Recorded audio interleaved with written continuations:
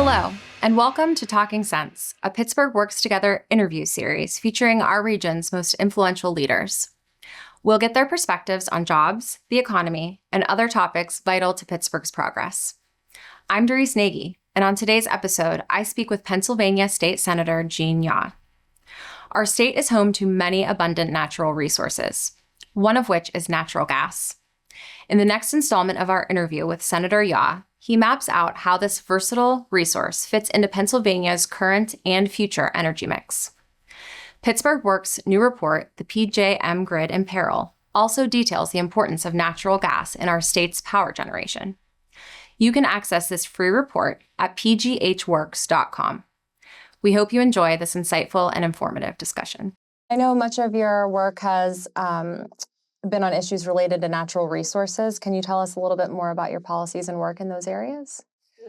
I think that probably my policies kind of reflect my background. I grew up out in the country. I'm basically a motorhead. I love things like that. So anything to do with things that are actually, on the ground, boots on the ground, so to speak, you can get out, look at them, touch them, be involved. I think that means an awful lot to my background, why I like to do things like that and be outside. And hands-on, I guess, is maybe a better way to look at it. Sure. And can you tell us a little bit about some of your current legislative policies that you're working on related to natural resources? There's so many things we're working on now. Number one in my realm for me right now is the grid reliability, anything to do with electric generation and what keeps the lights on. That's huge. We're also working with the issues on solar panels, PFAS, one of the forever chemicals that causes cancer. Those types of things are constant. Just recently, in the past month, we had devastating flood in part of my district, and I spent the whole month driving around the district. My district, incidentally, is I represent 5 counties in central Pennsylvania: Union County, Lycoming County, Sullivan County, Bradford, and Tioga. That's 4,380 square miles, in case you're interested. Mm-hmm. So I spend a lot of time behind the windshield, and it's very rural. Each senator represents about 255,000 people. It just takes me a larger area to get that many people together. Right, for sure. And how does Pennsylvania's natural gas fit into that picture? Well, the cleanest fuel out there, replacing coal and everything else short of nuclear right now, is natural gas. There's no question about it. Since, I think, 2005, in the PJM footprint, the CO2 emissions have dropped by, I think it's 43%. Nitrogen oxide, the SOx and NOx, you've heard of SOx and NOx, sulfur dioxide and nitrogen oxide, I think it is, have dropped, both of them have dropped in the 90% areas. That's amazing, and it's primarily because of what has happened by replacing coal with natural gas. Pennsylvania has a huge capacity. And we have untapped capacity. We probably have, estimates are we have at least a century, 100 years worth of natural gas in some form. We have the Marcellus Shale now, the Utica Shale, and all it's all there, but we need to get it to market. And we could utilize many, many more pipelines. And for some people, pipelines have just been discovered. That's the way they act. They treat pipelines as, this is something, without knowing. You walk across the street here, and how many pipelines run through everywhere? Mm-hmm. I say this, and I forget the name of the original town, but there was a town near Oil City The first pipeline was in the 1870, I think, or something like that, 1879, in that range, went from Oil City to Williamsport, Pennsylvania. That was the first pipeline. Wow. So pipelines have been around for a long time. It's the easiest, it's just clearly the safest way to transport any flammable liquid And or gas. alternatively, do you think that there's a way to modernize without sacrificing reliability?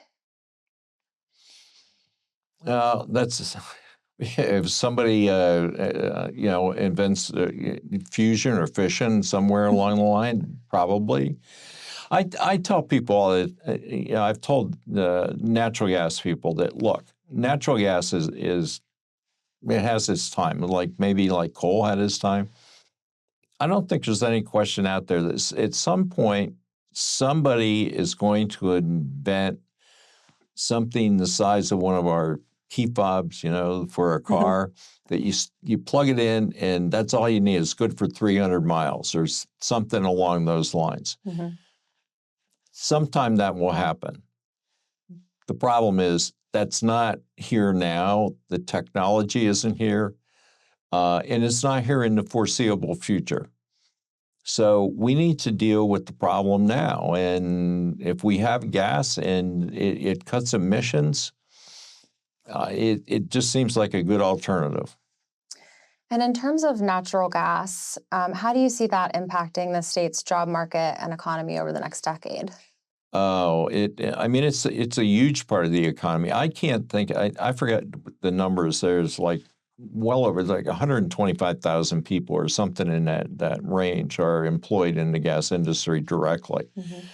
And then there's all the indirect, everything that happens with the gas industry and jobs. And I mean, it has become, in my area, and I think that this is still true, we produce in my district, produces somewhere in the neighborhood of between 50 and 60% of all the natural gas that comes out of Pennsylvania.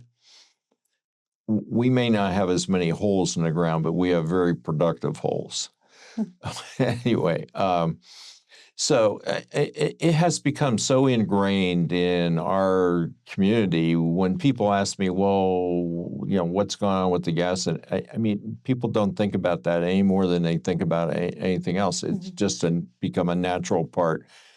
The jobs and everything that people, at one point, I mean, I was in office when it was comparable to the gold rush. It was the Wild West. I mean, when people came and all kind of visitors from Texas and Oklahoma and trucks of all sorts, and until people got adjusted to Pennsylvania law and how Pennsylvania works, and Pennsylvania is different in a lot of respects. It's much, much more restrictive, especially when it comes to using water in Pennsylvania. We're very protective of water, even though we have a lot. But people have adjusted, and Pennsylvania has now become, I mean, to some extent, Pennsylvanians are the people that know how to drill. And we've become experts at it. And is there anything else you'd like to add that maybe we missed that people should be aware of with the electric grid or natural resources?